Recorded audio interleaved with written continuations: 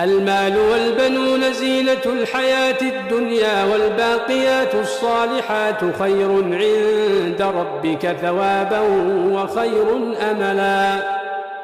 ويوم نسير الجبال وترى الأرض بارزة وحشرناهم فلم نغادر منهم أحدا وعرضوا على ربك صفا لقد جئتمونا كما خلقناكم أول مرة بل زعمتم أن لن نجعل لكم موعدا.